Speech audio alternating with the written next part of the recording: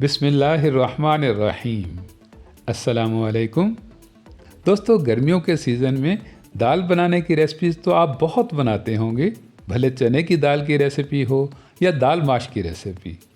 लेकिन आज मैं आपको दाल बनाने की ऐसी रेसिपी देता हूँ कि जिसमें आपको सारी दालों का ही टेस्ट मिलेगा, सब दालों का ही आपको फ्लेवर आएगा और एंड पे मैं आपको इसको एक अलग किस्म का तड़का लगाने का तरीका भी बताऊँगा। तो दोस्तों, आज हम बनाएंगे बहुत ही लजीज मज़े की पंचमिल दाल की रेसिपी, बहुत ही आसान और बिल्कुल सिंपल तरीके से।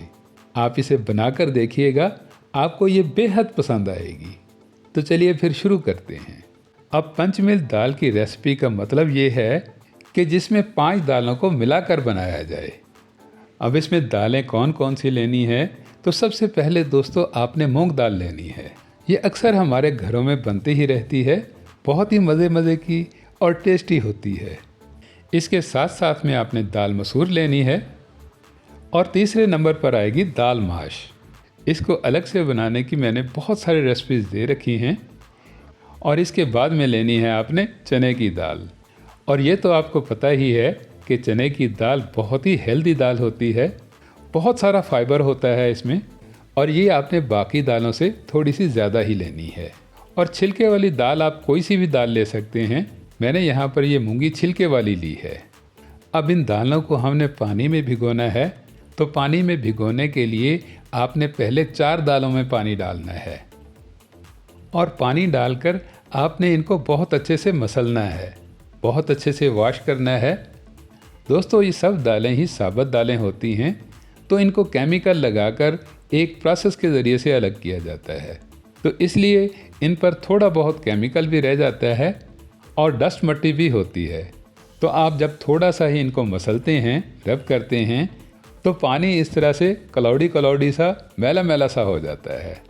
तो इसलिए आपने ये वाला पानी ड्रेन आउट कर देना है और इसके बाद में 3 से 4 बारी में आपने दालों को पानी से निकालना है और फिर ही इनमें साफ़ पानी डालकर इनको रेस्ट देना है कम से कम आधे घंटे के लिए।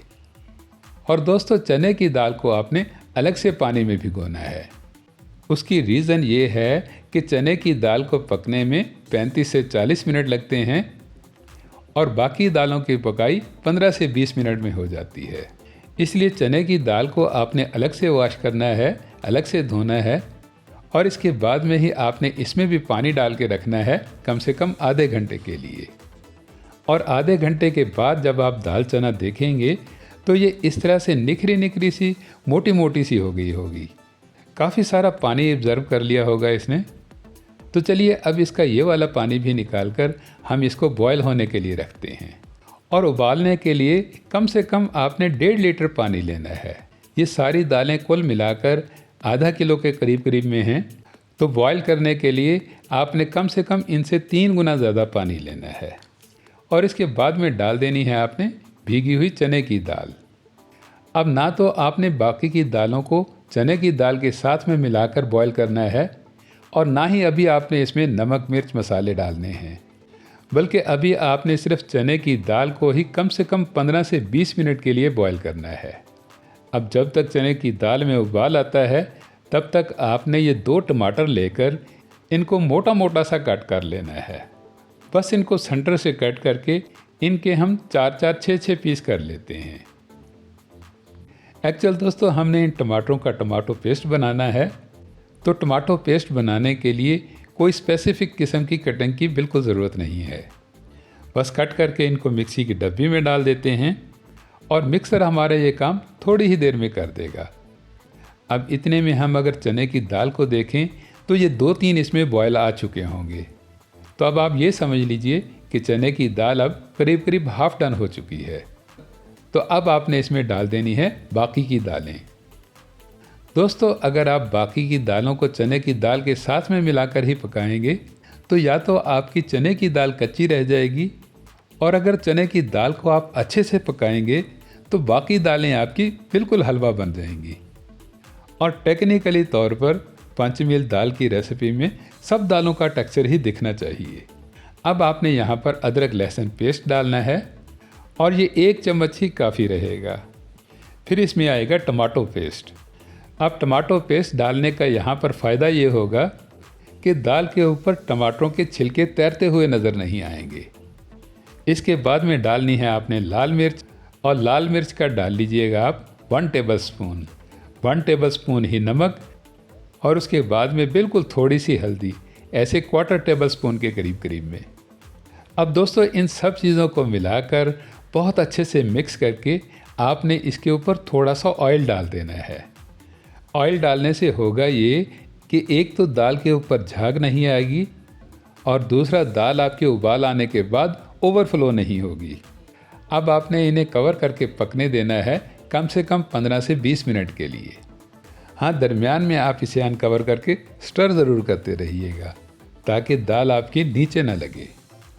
दोस्तों आपको मेरे इस चैनल पर तरह तरह की नई नई डिशेस देखने को मिलती ही रहती हैं, तो आपको अगर हमारी ये वीडियोस अच्छी लगती हैं तो वीडियो को लाइक ज़रूर कर दिया करें। इससे हमारी हौसला अफजाई होती है। और अगर आपने अभी तक चैनल सब्सक्राइब नहीं किया हुआ तो इसे प्लीज़ सब्सक्राइब कर लीजिएगा। अब 15-20 मिनट के बाद में जब आप दाल को देखेंगे तो दाल आपकी बहुत अच्छे से पक चुकी होगी, अंदर तक से नरम और सॉफ्ट हो चुकी होगी। लेकिन साथ में ही आप ये भी देखेंगे कि सब दालें ही अलग अलग दिख रही हैं और पानी भी दाल के साथ में मिक्स नहीं हुआ है। तो अब आपने करना ये है कि किसी भी घोटने से आपने इस दाल को थोड़ा थोड़ा सा घोट लेना है। मतलब पहले तो आप थोड़ा थोड़ा सा दाल को प्रेस कीजिएगा, जिस तरह हम किसी मैशर से मसाले को मिक्स करते हैं बिल्कुल वैसे ही आप थोड़ा थोड़ा सा प्रेस कर लीजिएगा। और उसके बाद में आपने सिर्फ 1-2 मिनट के लिए इसको घोटना है। बहुत ज़्यादा घुटाई नहीं करनी है कि यहाँ पर हम हलीम नहीं बना रहे हैं। और इतने में ही आप ये देख सकते हैं कि अब दालें और पानी जो है ये बहुत अच्छे से मिक्स हो गया है, और दालों का टेक्सचर भी जो है ये बिल्कुल इक्वल नज़र आ रहा है। तो अब आपने डालने हैं इसमें खुशबू के मसाले। 1 टेबलस्पून सूखा धनिया पाउडर डाल लीजिएगा, 1/2 टेबलस्पून भुना कुटा ज़ीरा, और 1/2 टेबलस्पून आप इसमें गरम मसाला पाउडर ऐड कर लीजिएगा। अब इनको मिलाकर बहुत अच्छे से मिक्स करके आपने फ्रेशली सा हरा हरा धनिया स्प्रिंकल कर देना है। और उसके बाद में डालना है आपने चाट मसाला। मैंने यहाँ पर ये 1/2 टेबलस्पून डाला है।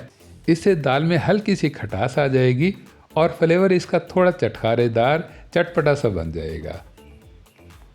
अब दाल दोस्तों हमारी बिल्कुल तैयार है, बहुत अच्छे से पक चुकी है और बहुत ही गुड लुकिंग किस्म का टेक्सचर नज़र आ रहा है। तो अब हमने इस पर लगाना है तड़का, और थोड़ा अलग किस्म का तड़का लगाने के लिए आपने 1 टमाटर लेकर इसके बिल्कुल छोटे छोटे से क्यूब्स बना लेने हैं। बहुत ज़्यादा बड़ा नहीं कट करना है कि इसको हम दाल में डायरेक्टली तो डाल ही नहीं रहे हैं, बल्कि हम इसको तड़के के साथ में फ्राई करके डालेंगे। और फ्राई करने के लिए मैं तो यहाँ पर ऑयल ले रहा हूँ, आप भले घी ले लीजिएगा या फिर सरसों के तेल में फ्राई कर लीजिएगा। अब जैसे ही ऑयल थोड़ा सा गर्म हुआ है तो मैंने इसमें डाल दिया है साबुत ज़ीरा, और साबुत ज़ीरे को थोड़ा सा क्रैकल करके इसमें सूखी लाल मिर्चें डाली हैं, और लाल मिर्चों के साथ में ही डाल दी हैं मैंने हरी मिर्चें।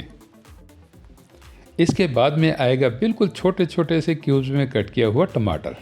अब हरी मिर्चों को फ्राई करने से हरी मिर्चों का चरचरा सा पन जो है ये थोड़ा कम हो जाएगा, और टमाटर के छोटे छोटे से क्यूब्स जो हैं ये भी बहुत अच्छे से फ्राई हो जाएंगे। और इसके बाद में इस अलग किस्म के तड़के को गुड लुकिंग बनाने के लिए आपने इसमें आधा चम्मच कश्मीरी लाल मिर्च डालनी है, और कुछ भी नहीं करना है दोस्तों।